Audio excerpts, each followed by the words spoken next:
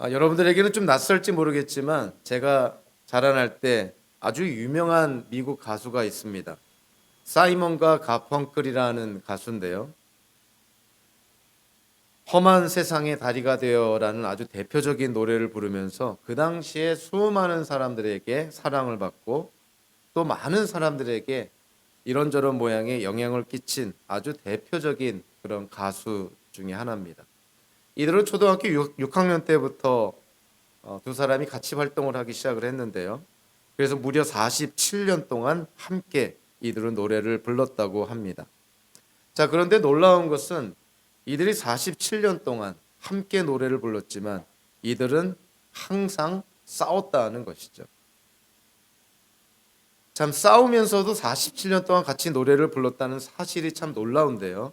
그럼에도 불구하고 이들은 과연 왜 47년 동안이나 싸웠을까?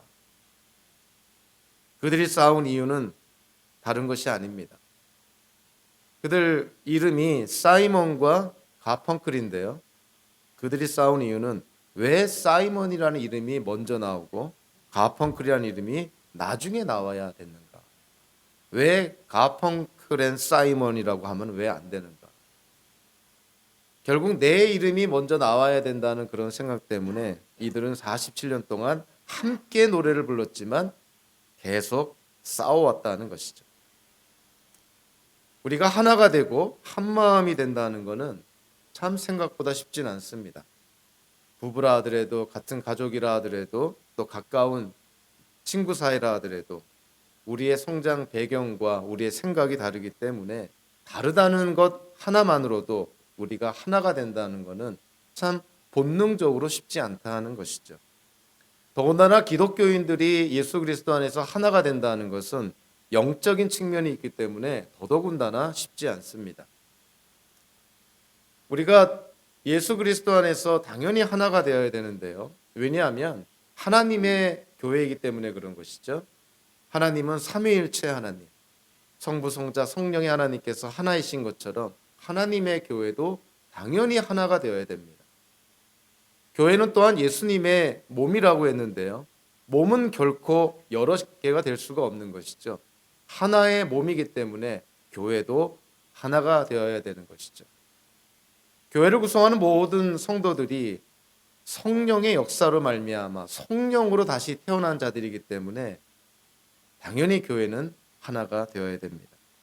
그럼에도 불구하고 교회가 많은 분열과 다툼과 갈등을 겪는 이유가 무엇일까? 사도 바울은 그의 서신서를 통해서 그 이유 가운데 하나의 큰 것을 언급합니다. 좀 긍정적으로 얘기는 했지만요. 결과론적으로는 이것이 하나의 원인이 되는 것이죠. 그것은 주변에 있는 사람을 다른 믿음의 지체를 나보다 나은 자로 여기지 않기 때문인 것이죠. 이걸 긍정적으로 얘기하면 주변의 믿음의 지체들을 동료들을 나보다 더 나은 자로 여기라. 주변 사람들을 나보다 더 나은 자로 여긴다는 것은 그들에게서 무언가를 배울 수 있다는 것을 의미하는 것이고 또 소극적으로 얘기하면은 그들을 좀 더 배려한다라는 의미도 되는 것이죠.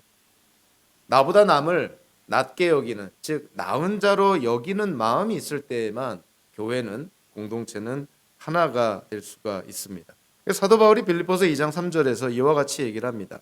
무슨 일을 하든지 경쟁심이나 허영으로 하지 말고 겸손한 마음으로 하고 자기보다 서로 남을 낮게 여기십시오. 더 나은 자로 여기라는 것이에요. 남을 인정하고 남을 높여주고 남을 세워주는 것. 자, 그것이 교회의 모습이라는 것이죠. 그럴 때에만 교회는 하나가 될 수가 있다는 것입니다. 내 이름을 드러내려고 하고 내가 모든 크레딧을 받으려고 하고 모든 초점이 나한테 향해져야 된다면은 그와 같은 상황에서는 교회는 하나가 될 수가 없는 것이죠. 이번에 한국을 방문해서 이런저런 모양으로 교회를 방문하게 됐는데요.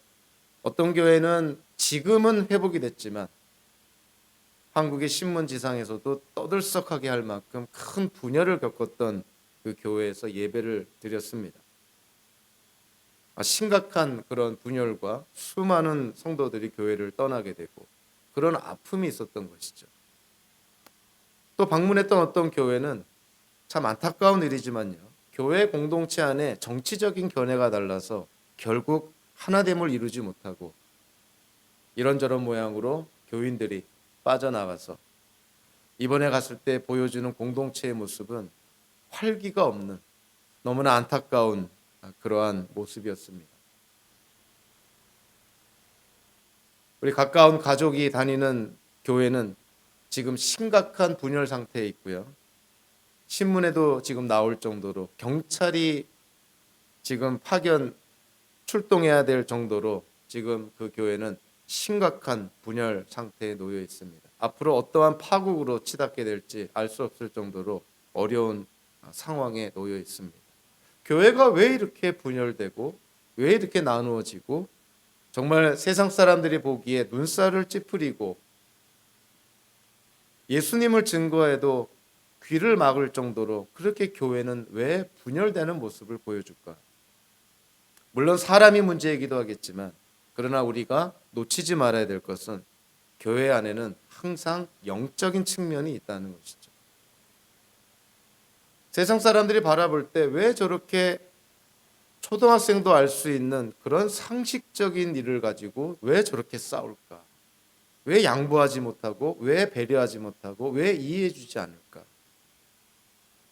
내노라 하는 지식을 가진 사람, 사회에서 내노라 하는 위치를 가진 사람들이 왜 저런 간단명료한 일들을 갖고 저렇게 싸워댈까? 가족 간의 원수가 되고 수십 년 동안 동네에서 같이 신앙생활했던 사람들 간에 정말 적대적인 그런 관계로 치닫게 되는 것이 왜 저렇게 되어야만 될까? 우리는 항상 그 모든 이면에 영적인 측면이 있다는 것을 반드시 기억해야 됩니다. 우리도 얼마든지 그러한 위험에 또 그러한 함정에 빠질 수 있는 것이죠. 그래서 우리가 남을 우습게 여기보다는 다른 사람의 모습을 보면서 우리 자신을 항상 점검해야 되고요. 주변 사람들의 어려운 일을 보면서 그것이 우리에게 하나의 그런 반면교사와 같은 정말 우리에게 교훈이 되는 그러한 측면으로 바라봐야 되는 것이죠. 사도 바울은 오늘 본문을 통해서요. 복음에 합당하게 사는 자들에게는 예수님께서 이 땅에 다시 오실 때 영화롭게 될 것이다. 예수님처럼 영화롭게 될 것이다. 구원의 완성을 누리게 될 것이다. 하나님께서 약속하신 구원을 실질적으로 경험하게 될 것이다. 이렇게 말합니다. 그와 같은 구원의 확신이 있는 기독교인들로 구성된 빌립보 교회에게 사도 바울이 강구합니다. 여러분들 주 안에서 하나가 되어야 됩니다. 한마디로 예수 믿고 구원받은 성도들로 구성된 교회도 공동체도 영생을 함께할 그런 성도 간의 모임 안에서도 얼마든지 분열과 다툼과 나눠짐이 일어날 수 있다는 것이죠. 그래서 사도 바울이 오늘 참 빌립보 교회 성도들에게 안타까운 마음으로 오늘의 말씀을 전합니다.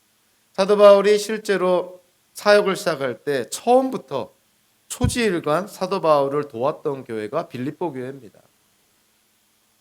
빌립보 교회는 정말 사도 바울에게 있어서 너무나 감사한 공동체고 항상 그의 기도 가운데 있었던 그런 공동체였던 것이죠. 근데 그 공동체 안에 그것도 믿음이 좋은 복음을 전하는데 함께 수고하고 노력했던 그 동역자들 사이에서 심각한 다툼이 일어났던 것이죠.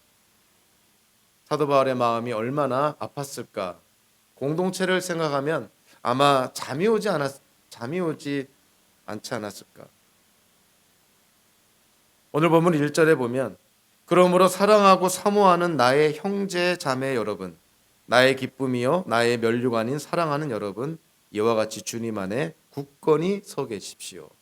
사도 바울이 빌립보 교회 성도들을 칭하는 그 표현을 보면 얼마나 빌립보 교회 교인들을 사도 바울이 사랑하고 정말 그들을 염려하고 그들에게 얼마나 많은 그런 마음을 갖고 있는지를 보게 됩니다. 첫째로 빌립보 교인들을 형제 자매라고 표현합니다. 원어적으로는 형제들이라는 표현이죠. 지금 사도 바울이 빌립보 교회 성도들을 형제 자매라고 표현했을 때 그 대상이 누구냐면 같은 혈통의 유대인 공동 기독교인이 아니라 이방인 기독교인들입니다. 세상적으로 보면은 하등의 관계가 없는 그런 이방인 기독교인들, 그들을 향해서 사도 바울이 나의 형제들이다, 나의 형제 자매다 이렇게 표현합니다. 자, 무슨 근거로 사도 바울이 빌립보 교회 성도들을, 이방인인 그들을 아무런 혈통적으로나 어떠한 측면에서도 관계가 없는 그들을 형제라고 표현을 했을까요? 단 하나의 이유밖에 없는 것이죠. 누군가를 형제 자매라고 부른다는 것은 어떠한 전제가 있냐면 그 유일한 근거는 그들에게 같은 부모가 있기 때문입니다. 사도 바울이 빌립보 교회 성도들을 이방인인 그들을 형제 자매라고 부를 수 있었던 것은 사도 바울이나 빌립보 교회 성도들이나 그들에게는 같은 아버지가 있기 때문에 그런 것이죠. 그들은 같은 아버지, 같은 주님, 한 성령으로 그들이 하나가 됐기 때문에 그래서 그들은 형제가 될 수 있는 것이고 자매가 될 수가 있는 것이죠. 그래서 우리가 잘 아는 이야기들처럼 기독교인들은 A형, B형, AB형, O형 뭐 이런 혈액형이 아니라 우리는 C형을 갖고 있는 그런 사람들이다. 즉 크라이스트, 예수님의 피가 흐르고 있는 자들이 바로 기독교인들이라는 것이죠. 그래서 우리는 같은 피를 가진 자들이니 형제, 자매인 것이죠. 예수 그리스도를 믿음으로 말미암아 이제는 우리가 하나님의 그 큰 가족 안에 우리가 다 들어가 있는 것입니다. 아버지는 오로지 하나님 아버지 한 분만 계시니 하나님을 아버지라 부르는 자들은 주 안에서 다 형제 자매들인 것이죠. 사도 바울이 왜 빌립보 교회가 하나가 되어야 될 것인가? 당연히 빌립보 교회를 구성하는 자들이 같은 아버지를 갖고 있고 같은 믿음을 갖고 있고 같은 성령으로 다시 태어났으니 예수 그리스도의 피가 흐르고 있으니 당연히 하나가 되어야 된다는 것이죠.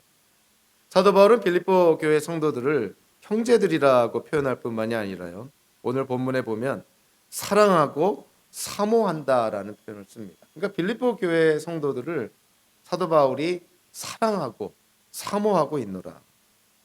사실 여기 사모하다라는 표현은요, 빌립보서 1장 8절과 빌립보서 2장 26절에서는 그리워하다라는 동사로 표현이 됩니다. 그러니까 사도 바울이 빌립보 교인들을 그리워하고 있다, 보고 싶어하고 있다, 만나고 싶어하는 그러한 대상이 바로 빌립보 교회 성도들이라는 것이죠. 사도 바울은 빌립보 교회 성도들을 형제들, 사랑하고 사모하는 대상, 그리고 오늘 본문에서 1절에서 또 나오는 것처럼 그들을 나의 기쁨과 나의 면류관이라고 표현합니다. 사도 바울은 빌립보 교회에서 사역을 하면서 어떤 다른 사역의 열매와 결과를 자기의 공으로 돌리지는 않았고요. 사도 바울에게 있어서 정말 하나님께로부터 칭찬받는 유일한 사역의 열매는 무엇이었냐면 다름 아닌 성도들이었다는 것이죠. 사도 바울이 나중에 하나님 앞에 섰을 때 하나님께로부터 칭찬받는 그 사역의 결과, 사도 바울을 하나님께서 칭찬하는 그 근거는 뭐냐면 사도 바울의 사역을 통해서 예수 그리스도를 믿음으로 말미암아 하나님의 자녀가 된 자들, 즉 빌립보 교회 성도들, 그들이야말로 사도 바울의 기쁨이요 사도 바울이 누릴 면류관이다, 이렇게 얘기를 합니다. 사실 사도 바울의 이러한 표현은 빌립보서뿐만이 아니고요, 데살로니가전서 2장 19절 20절에서도 같은 표현을 합니다. 우리 주 예수께서 오실 때 그분 앞에서 우리의 희망이나 기쁨이나 자랑할 면류관이 무엇이겠습니까? 그것은 여러분이 아니겠습니까? 여러분이야말로 우리의 영광이요 기쁨입니다. 사도 바울이 하나님 앞에 섰을 때 사도 바울이 자랑할 수 있는 것이 과연 무엇이겠는가? 바로 성도들이라는 것이에요. 사도 바울의 사역의 대상이었던, 오늘 본문처럼 형제들이여 사모하고 사랑하는 대상인 빌립보 교회 성도들이야말로 사도 바울이 하나님 앞에 자랑할 수 있는 것들, 기쁨이여 면류관이 된다는 것이죠.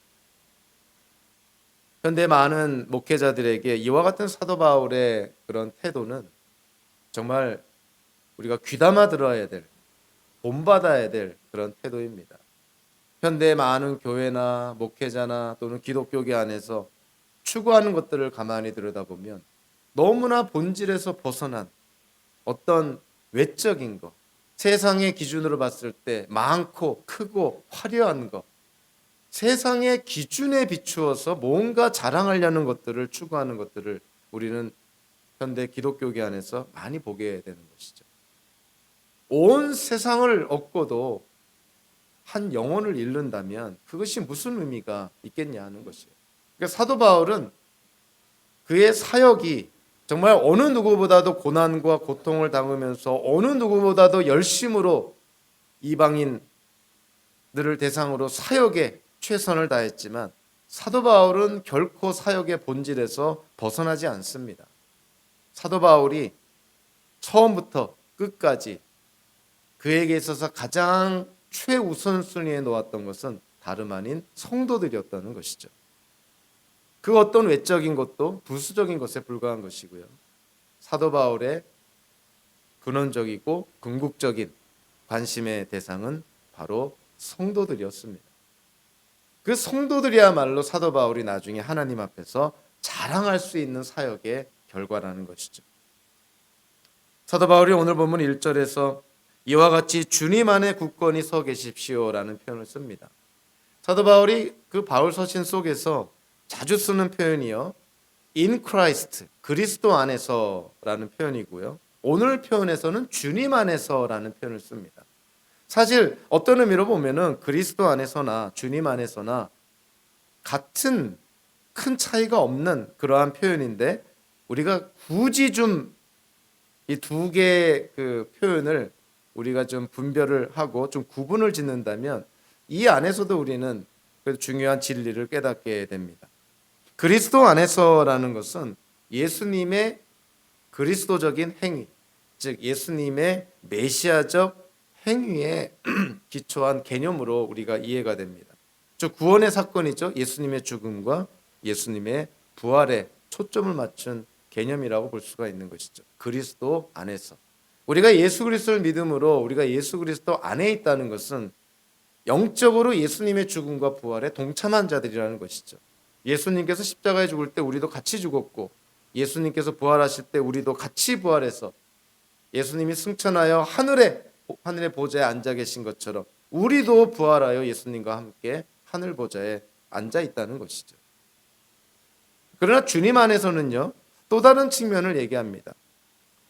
빌립보서 2장 9절 10절에 11절에 보면 하나님께서는 그를, 즉 예수님을 지극히 높으시고 모든 이름 위에 뛰어난 이름을 그에게 주셨습니다.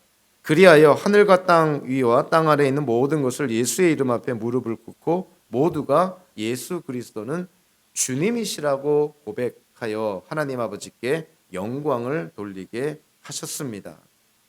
주님 안에서라는 표현은 바로 이 예수님께서 지금 갖고 계시고 예수님께서 지금 행사하시는 주권을 강조를 합니다. 예수님의 주권 안에서, 즉 우리가 이 땅을 살 때 예수님의 그리스도의 행위, 메시아적인 행위에 기초해서 우리는 하나님의 자녀가 되었고 성도로 이 땅을 살아가지만 우리가 정말 이 땅을 살아갈 때 우리가 의지해야 될 것이 뭐냐? 그것은 다름 아닌 예수님의 주권이라는 것이죠. 좀 넓은 의미로 말하면 하나님의 주권에 우리는 의지합니다. 우리의 삶 속에 생각하지 못했던, 예상하지 못했던, 어떤 때는 이해하지 못하는 그런 일들이 생겨나고 벌어지는 그런 상황 속에서도 우리는 하나님의 주권을 믿는 것이죠. 그것이 믿는 자들, 기독교인들의 삶의 모습입니다. 이해가 안 된다고, 내가 바라는 모습이 아니라고, 내가 원하지 않았기 때문에 불평하고 원망하기보다는 어떤 때는 고통스럽지만 어떤 때는 의심도 들지만 그럼에도 불구하고 우리의 이해를 뛰어넘는, 우리의 기대를 뛰어넘는 하나님의 주권이 있으니 그 하나님의 주권에 우리의 생각을 맞추는 것이 당연한 성도의 모습인 것이죠. 사도 바울이 주님 안에서 여러분들이 굳건히 서야 됩니다. 여러분들의 힘으로 서라는 것이 아니라 하나님의 주권 안에서 하나님께 대한 온전한 믿음과 신뢰 안에서 굳건히 쓸 것을 사도 바울이 강조를 합니다. 사도 바울은 빌립보 교회 성도들이 하나가 되어야 된다는 것을요, 이 빌립보 교회 성도들을 향한 사도 바울의 그러한 어떤 이해, 사도 바울의 태도, 그러한 자세에만 있는 것이 아니라 실제로 교회가 예나 지금이나 영적 전쟁을 치르고 있기 때문인 것이죠. 오늘 보면 2절 3절에 보면 나는 유오디아에게 권면하고 순두계에게도 권면합니다. 주님 안에서 같은 마음을 품으십시오. 그렇습니다. 나의 진정한 동지여 그대에게도 부탁합니다. 이 여인들을 도와주십시오. 이 여인들은 글레멘도와 그 밖에 나의 동역자들과 더불어 복음을 전하는 일에 나와 함께 애쓴 사람들입니다. 그들의 이름은 생명책에 기록되어 있습니다. 여러분들, 사도 바울이 마케도니아 환상을 통해서 마케도니아 반도로 넘어가게 되죠. 이제 유럽으로 진출을 하게 됩니다. 그래서 마케도니아 반도로 들어갔을 때 사도 바울을 통해서 최초로 예수님을 믿고 기독교인이 된 최초의 유럽의 개종자, 그는 누구였냐면 빌립보 도시에 살고 있는 자색 옷감 장수인 루디아였죠. 그리고 사도행전을 통해서 우리가 알 수 있듯이 빌립보 도시의 루디아에 이어서 두 번째 개종자는요, 귀신 들려 점을 치던 여종이었습니다. 루디아도 여인이었고 귀신 들려 점을 치던 여종, 그도 또한 여인이었던 것이죠. 오늘 본문도 보면 빌립보 교회 이 공동체 안에 지금 공동체가 분열하는 이 중심에 두 여인이 있다는 것을 사도 바울이 적시합니다. 유오디아, 순두계. 빌립보 교회가 세워지고 또 빌립보 교회가 하나님의 사역을 감당함에 그 여인들의 역할, 여성들의 역할이 두드러진 교회가 빌립보 교회라고 볼 수가 있는데요. 안타깝게도 빌립보 교회의 분열과 또 다툼의 중심에도 여인들이 있었다는 것이죠. 자, 이들의 분열이, 이들의 다툼과 이들의 갈등이 사도 바울의 마음을 특별히 아프게 했던 이유는 바로 3절에 나와 있는 것이죠. 이들은 사도 바울이 복음을 전할 때 함께 수고했던 동역자들이었습니다. 유오디아도 그렇고 순두계도 그렇고, 그리고 그들의 이름은 또한 생명책에 기록이 되어 있습니다. 사도 바울은 확신하는 것이죠. 유오디아와 순두계는 분명히 예수 그리스도를 믿고 중생한 하나님의 딸로서 생명책에 기록되어 있는 성도들이라는 것을 사도 바울은 확신한 것입니다. 자, 그렇기 때문에 이들의 다툼과 이들의 갈등이 더 사도 바울의 마음을 아프게 한 것이죠. 믿는 자와 믿지 않는 자가 다툰다면 오히려 믿는 자가 인내할 부분이 있는 것이고, 또 하나님의 주권에 의지해서 때가 되면 그 믿지 않는 자가 예수 그리스도를 믿게 될 거라는 그러한 희망도, 그러한 신뢰도 갖게 되면서 인내할 수 있는 것이죠. 자, 그런데 이 빌립보 교회의 문제는 유오디아와 순두계, 이 두 여인이 다 복음 사역에 열심히 했던 자들이고 다 예수 그리스도를 믿고 거듭난 생명책에 이름이 기록된 성도들이었다는 사실이에요. 그래서 사도 바울의 마음이 더 아팠던 것입니다. 오늘 본문 2절을 좀 문자적으로 번역하면요, 나는 유오디아에게 권면합니다. 그리고 나는 순두계에게 권면합니다. 사도 바울의 입장은 어느 한편에 치우치지 않습니다. 유오디아에게도 권면하고 순두계에게도 권면하는 것이죠. 사도 바울은 이들의 다툼, 이들의 갈등에 대한 얘기를 듣고 두 사람에게 똑같이 권면합니다. 사실 사도 바울이 권면하는 것은 둘 중에 누구라도 먼저 손을 내밀고 화해하라는 것이죠. 잘잘못을 떠나서 그들의 다툼과 갈등의 원인이 어디 있든지 간에 누구라도 먼저 화해의 시도를 해야만 이들의 관계가 회복이 되지 않겠습니까? 부부간에 얼마나 많은 싸움을 합니까? 싸움도 정도차는 있겠지만 그 부부가 다시 회복이 되려면 누군가가 손을 내밀어야 되는 것이죠. 누군가가 손을 내밀 때 상대방이 마지못한 척하면서 그 내민 손을 잡을 때, 그때 회복이 되는 것 아닙니까? 부부 싸움이 뭐 칼로 물베기라는 말이 뭐 그런 것 아니겠어요? 이제 다시 안 볼 것처럼 그렇게 싸우다가도 누군가가 먼저 손을 내밀면 언제 그랬냐는 듯이 다시 화해하고 다시 또 좋은 관계로 나아가지 않습니까? 저랑 제 아내도 그렇습니다. 저희 부부도 다를 바가 없어요. 저희도 뭐 자주 싸우고요. 저는 조그맣게 얘기한다고 해도 제 아내한테는 큰 소리로 들리는 모양이에요. 워낙에 제 목소리가 커가지고. 그래서 본의 아니게 오해를 받습니다. 왜 이렇게 큰 소리를 치냐고. 원래 목소리가 큰 걸 어쩌란 말이야. 그리고 제가 한쪽 귀가 잘 안 들려서 이 청력이 좀 떨어지는 부분이 있다 보니까 그래서 목소리가 커지는 이유도 있습니다. 이게 참 좀 부끄러운 얘기지만 우리 부부는 싸우면요, 제 아내가 항상 손을 내미는 그런 상황이 많습니다. 저는 아주 고집불통이어가지고 막 제 고집을 막 꺾지 않고 막 그냥 방 안에 들어가서 동굴 안에 들어가서 막 이렇게 웅크리고 있으면 제 아내가 와서 이렇게 또 화해의 손을 내밀고 저는 또 마지못한 척하면서 그 손을 잡고 화해하고 그렇게 30년 넘게 살아왔습니다. 사도 바울이 유오디아와 순두계에도 그런 권면을 하는 것이죠. 여러분들에게 누가 잘하고 못하고 잘잘못을 따지려는 것이 아닙니다. 두 분 다 생명책에 기록된 성도들 아닙니까? 이렇게 다투고 분열하고 이러한 모습이 하나님께 영광이 되겠습니까? 하나님의 사역에 도움이 되겠습니까? 믿지 않는 자들에게 본이 될까요? 둘 다 망하는 것입니다. 그러니까 누구라도 먼저 손을 내미십시오. 하나님 안에서 하나가 되어야 됩니다. 여러분들 분열 또는 나눠짐이라는 영어 단어가 디비전 아니에요? 근데 이 디비전이라는 단어를 이렇게 분석해 보면 DI라는 접두사와 비전이라는 단어로 나눠집니다. 이 DI는 여러분들 잘 아시겠지만 둘이라는 의미예요. 비전은 말 그대로 어떤 목적이나 뭐 영어로 그냥 비전이라고 이해하면 더 쉬울 것 같네요. 그러니까 분열이라는 것은 원어적으로 분석해서 이해하면 두 개의 비전입니다. 가정이 두 개의 비전을 갖는다면 그거는 분열하는 것이죠. 공동체가 두 개의 비전이 있다면 분열하는 것입니다. 그래서 공동체, 교회라는 공동체는 하나의 비전을 가져야 되는 것이죠. 그래야만 교회가 하나가 됩니다. 하나님께서 우리에게 주신, 하나님께서 교회라는 공동체에 주신 비전이 뭘까요? 우리는 흔히 비전 그러면 어떤 특정한 사람의 목적, 특정한 사람이 갖고 있는 어떤 계획, 뭐 이런 거를 생각하는데요. 성경적인 비전은 하나님께로부터 보여진 것이 성경적인 비전입니다.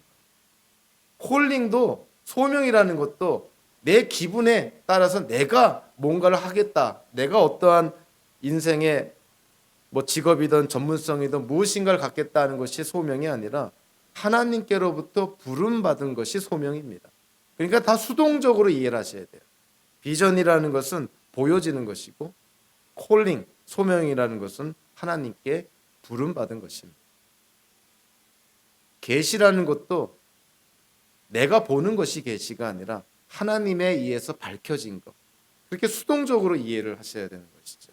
그래서 비전이라는 것도 하나님께서 우리에게 알려주시고 보여주신 것이 비전이에요. 교회가 하나님께로부터 받은 이 비전이 뭔가요?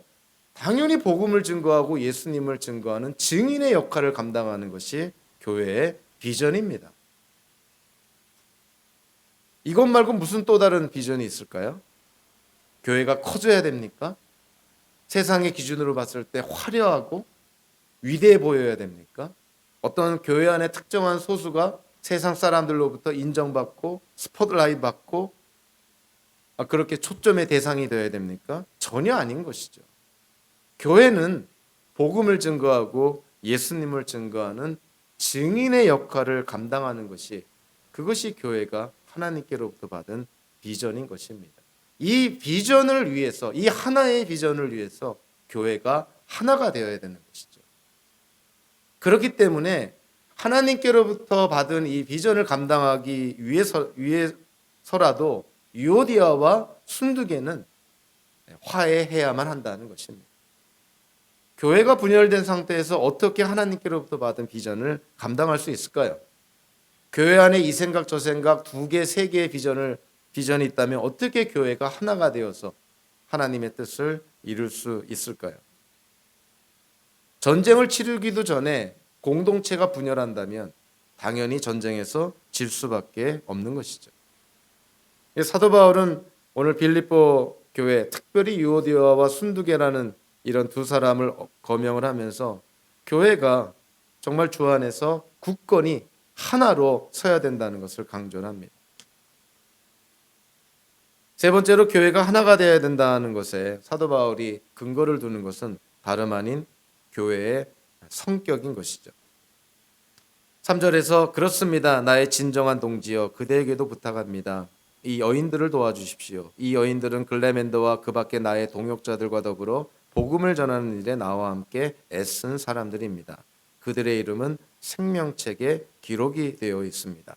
교회가 하나가 되어야 된다는 것은 교회의 역할이, 교회 사명이 분명하게 성경에 계시되어 있기 때문인 것입니다. 복음을 전하는 것이죠. 복음을 전하기 위해서라도 교회는 하나가 되어야 된다. 사도 바울은 오늘 이 3절에서 진정한 동지라는 표현을 쓰면서 좀 익명으로 누군가를 지칭을 합니다. 그게 누구일까에 대한 다양한 추측들이 있지만 그것보다 중요한 것은 유오디아와 순두개를 도와주라는 것이죠. 지금 유오디아와 순두개가 뭐 감정 싸움이든 또는 소통의 부족이든 또는 오해에서 일어났던 간에 유오디아와 순두개가 지금 화해를 하지 못하니 공동체 안에서 그들을 내버려 두지 말고 누군가가 좀 도와줘야 되지 않겠느냐. 진정한 동지요. 동지라면 유오디아와 순두개의 그 상황을 모른 채 하지 말고 도와주라는 것입니다. 특별히 사도 바울이 오늘 이 3절에서 동지라는 표현, 그리고 동역자라는 표현, 그리고 함께 애쓴다라는 표현이 이 원어적으로 보면은 다 동일한 접두어가 붙어 있습니다. 그 접두어의 의미는 함께라는 거예요. 동지, 동역자, 함께 애쓴다. 다 함께라는 접두어가 다 포함이 되어 있습니다. 그러니까 사도 바울이 지금 강조하고 있는 것이죠. 공동체 안에 일어난 일은 남의 일이 아니라는 것이죠. 어떠한 문제가 있으면 함께 풀어나가야 되지 않겠느냐. 유오디아와 순두개가 싸우는 것을 옆에서 방관해서도 안 되고 그거를 손가락질해서는 더더욱이 안 되고 공동체가 함께 풀어나가야 되지 않겠느냐. 사도 바울이 그렇게 강조합니다. 교회가 하나가 되어야 되는 가장 근원적인 이유는 뭘까요? 그것은 오늘 본문 3절에서 나와 있는 것이죠. 그들의 이름이 생명책에 기록되어 있기 때문입니다. 그냥 이 땅에 사는 동안에만 우리가 그냥 만나고 그리고 나서는 죽으면 서로 안 볼 사이라면 뭐 끝까지 뭐 피 터지게 싸워도 뭐 누가 뭐라 할 사람은 없겠죠. 성도들은 어떠한 존재인가요? 이 땅에서의 삶은 그냥 에피타이저에 불과한 것 아닙니까? 우리가 죽던 예수님이 다시 오시던 우리는 하나님 나라 안에서 영생할 자들인데 생명책에 이름이 기록된 성도들이 영생을 함께할 자들인데 이 땅에서 살 때부터 벌써 치고받고 다투고 분열하고 싸움은 되겠느냐 하는 것이에요. 상식적으로 보더라도 그러면 안 되는 것이죠. 예수님의 대제사장적인 기도까지 예를 들지 않더라도 이런 상식적인 차원에서 교회는 하나가 되어야 된다. 예수 그리스도를 믿고 구원받고 생명책에 기록된 자들은 정말 우리가 영생을 함께할 자들이니 이 땅에 사는 동안에 먼저 함께함을 우리가 누려야 되지 않겠느냐. 그렇게 사도 바울이 강조합니다. 사람들이 어려움을 당하는 것은 지식이 없어서라기보다도 지혜가 없어서 어려움을 당하는 경우가 많이 있죠. 이번에 한국에 가서 가족들이 절에 다니는 그런 친구랑 기독교에 대해서 얘기를 하면서 불교는 종교라기보다도 철학이라고 나는 생각한다. 그랬더니 이 친구가 굉장히 업셋을 합니다. 많은 기독교인들이 불교를 철학이라고 그렇게 폄하한다는 거예요. 그래서 제가 그랬습니다. 철학이라고 얘기하는 것은 폄하하는 것이 아니라 오히려 불교 안에도, 불교의 가르침 안에도 하나님의 일반 은총 속에서 우리가 배울 수 있는 지혜가 있다. 그래서 철학이라는 이 단어의 문자적인 의미는 지혜를 사랑한다는 것이거든요. 그러니까 철학이라고 불교를 분류하는 것은 불교를 폄하하는 것이 아닙니다. 기독교의 입장에서 불교의 가르침 안에도 얼마든지 하나님의 일반 은총 속에서 우리가 배울 부분이 있다는 것이죠. 그러한 측면에서 불교를 철학이라고 그렇게 표현한 것인데, 제가 아는 분은 좀 오해를 해서 굉장히 불쾌하게 여기더라고요. 세상 학문에는 이런저런 모양으로 지혜가 다 있습니다. 하나님의 일반 은총적인 측면에서 모든 종교, 모든 학문에는 부분적으로 지혜, 우리가 배울 수 있는 지혜가 분명히 있는 것이죠. 그래서 제가 이번에 한국에 가서 헌책방에 가가지고 책을 사면서 기독교인이 아닌 분이 쓴 정치와 경제와 역사에 관한 책도 샀고요. 논어를 쉽게 풀어 쓴 책도 샀습니다.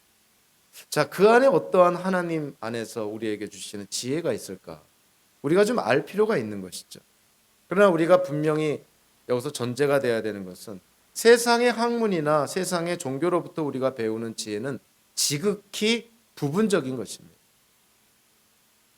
세상의 학문 또는 세상의 종교, 다양한 세계관 안에 존재하는 그런 하나님의 일반 은총적인 측면에서 놓여 있는 지혜를 하나의 시각으로, 하나로 묶어주는 총체적인 하나의 그 뼈대가 필요한 것이죠. 그 뼈대가 뭐냐면 바로 성경에서 계시된 하나님의 지혜인 것입니다. 그래서 우리가 세상의 학문이나 또는 타 종교나 또는 타 세계관에 대해서 관심을 갖고 우리가 책도 읽고 또는 공부하더라도 잊지 말아야 될 것은 그 모든 것을 아우르는 기초가 되면서 뼈대가 되는 것이 바로 성경이요 기독교적인 세계관이라는 것이죠. 그래서 아무리 우리가 생각하기에 좋은 말을 해도 성경에 기초했을 때, 하나님의 말씀에 기초했을 때, 기독교적인 세계관에 기초했을 때 옳지 않은 것은 아무리 우리 귀에, 우리 생각에 잘 맞는다 하더라도 성경에서 어긋나는 것은 우리가 다 제껴야 되는 것이죠. 그 가운데서 우리가 또 귀담아 들을 말들은 얼마든지 일반 은총적인 측면에서 배울 수가 있습니다. 구약의 지혜서라 할 수 있는 잠언 30장에 보면 아굴의 잠언이라 그래서 하나님이 주시는 지혜를 하나님이 창조하신 피조물의 세계를 통해서도 얼마든지 배울 수 있다는 것을 언급을 합니다. 인격체가 아닌 미천한 동물들을 통해서도 우리는 지혜를 배울 수 있다는 거예요.